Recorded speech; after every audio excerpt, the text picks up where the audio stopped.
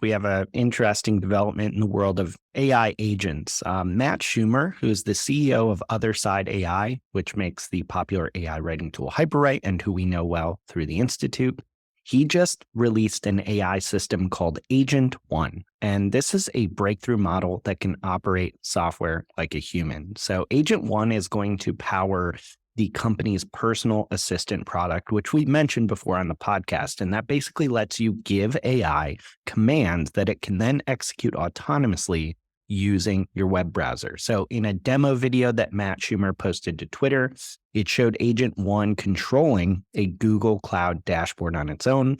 Other demo videos in the past of Personal Assistant have shown that tool autonomously planning travel for a user and drafting and sending an email to team members based on its own based on a simple command given by the user saying, hey, send a congratulatory email to the team. That's a couple of sentences and send it to this address. And AI agents will then go ahead and do that. Now, this isn't the first autonomous AI agent we've seen out there. We've talked a bit about AutoGPT in the past, which made a lot of waves. But this does seem like an interesting step forward. We're now seeing this technology begin to get deployed into actual products like Personal Assistant from Matt and the team. Do you think we're about to see this rise in autonomous AI agents for commercial use? I don't think there's any doubt. We've talked about this many times on the show previously, that this is one of the next phases of AI, is the AI agents, the agents that can take actions on your behalf, like mouse clicks and filling out forms. It is the inevitable next phase of this. Everyone's been working on this for years. Um, I think it's really important to give a caveat here that to Matt's credit and Jason and the team there, they're very clear, at least on the site, that this is an alpha. It's not even a beta, and I like that it's alpha v0.01. Like, it's not even v1. So they're very, very clear that this is extremely early. Um, in some ways, I kind of liken it to quote unquote full self-driving Teslas. Hmm. So I've had a Tesla Model S. I'm on my second one. I've had them 5 years. Anyone who's read the book, I wrote about my experience with Teslas, full self-driving and autopilot and things like that. So even like the early days of what's now become full self-driving was autopilot. It's an insanely misleading name for what the driver did in a Tesla. There was nothing about it that was autopilot.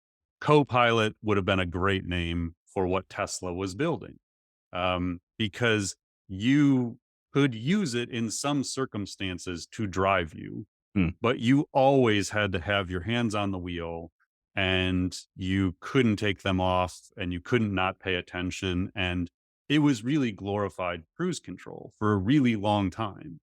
Then earlier this year, they came out with full self-driving. I don't know what version is, like 11 or something like that. And now it could actually do like city streets and stop signs and turns and all these things and lights. And it is quite honestly a terrifying experience. So I have it. I paid, you can do with theirs, and I'll get back to the personal assistant in a second as to why I'm explaining all this. You can pay like $200 a month to have this full self-driving capability rather than paying like the 15,000 up front for it.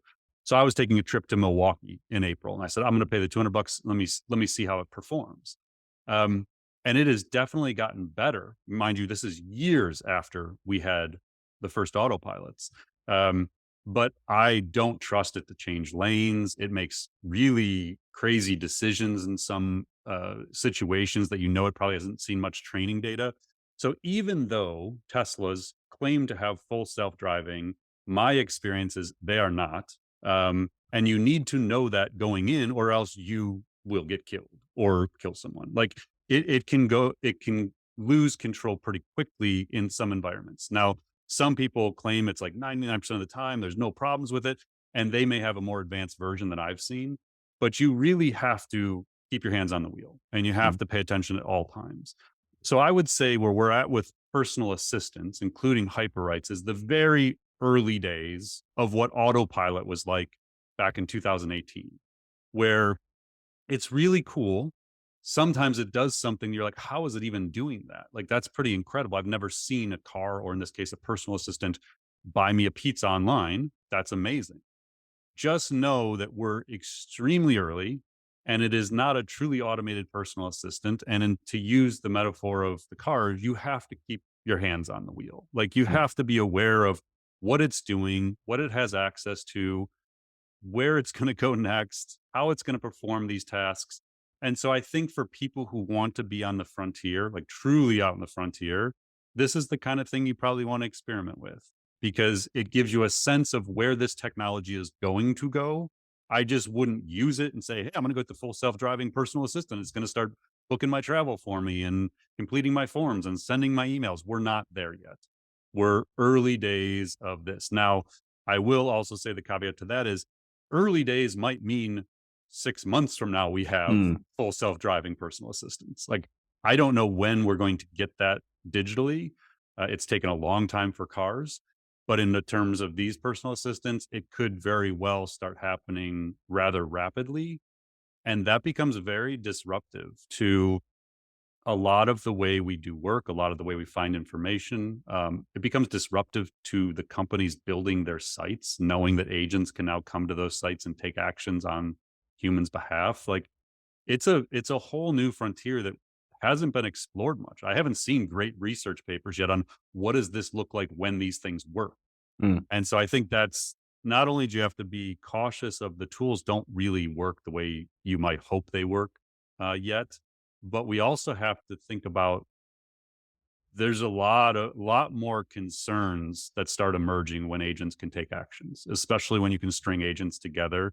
And so we need a lot more research on safety and alignment of these things. We haven't seen much of that yet. So, what jumped out to me looking into Agent One and some of these other autonomous AI agents is a piece that you wrote a while ago called The Law of Uneven AI Distribution. And you basically were making this argument that you're going to get benefits from AI proportional to the amount of control you're comfortable ceding to some of these systems or data that you're willing to share. So in the case of an autonomous AI agent, I would immediately kind of jump to, well, wow, do I want to give this control to my browser? Do you want to maybe talk us through a little bit of that? Because it seems like a really stark example of Yeah. what you had theorized. So I know Matt personally, and we've known them for years, and I trust them. So honestly, like if this was anyone I didn't know or a Mm, company I wasn't familiar with, I wouldn't even consider getting access to this tool. Like, because you have to drill into the terms of use. What are they getting access to? What data are they keeping? How are they using that data? So there's all these immediate questions that come to my mind. Am I breaking the terms of use on sites that it's going to go to? Like, is it even allowed mm, to go to LinkedIn and curate, lead lists for me? Because it can do that. Am I allowed to be doing that? Like, does it violate LinkedIn's terms? I don't know the answers to these questions. And so my first thing would be, do I trust the company building it? And then am I crossing any ethical lines or legal lines using it? And those are messy questions and there just aren't good answers yet. It's kind of like the generative AI and is it, breaking copyright law? We don't know yet. mm. And so that's the first way I would look at this. So it definitely fits under that law of uneven AI distribution of that. Like, I'm not sure I'm willing to give up what would be needed to use this tool because there's lots of unknowns about it. But I would definitely exercise caution because you're going to see a flood of this kind of technology in the rest of 2023 and into early 2024. And you have to develop your own systems for evaluating the companies and the people because you have to trust them. We talked about this like Rewind AI. I think it was a podcast Yep. episode or two ago where I was like, seems like a really good dude. A lot of people I know the guy, invested in the company, trust the guy. I'm just not doing it. Like it just crosses a line for me personally of access I'm not comfortable giving up to get the benefit of that technology.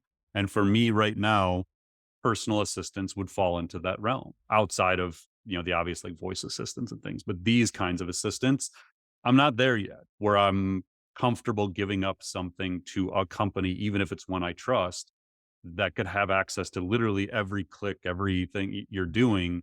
And I know like Google and Apple and, they probably have that kind of data, but it's a different ball game for me when it's a startup company or, an early company. So yeah, I think these are the kinds of messy things we're going to have to work through individually and as companies, that this tech is going to be available to us. Are we allowed to use it? Are we willing to give up what's required to use it if we are allowed? Yeah, it's a good example of the kinds of things we're going to have to really be thinking about in the months and years ahead.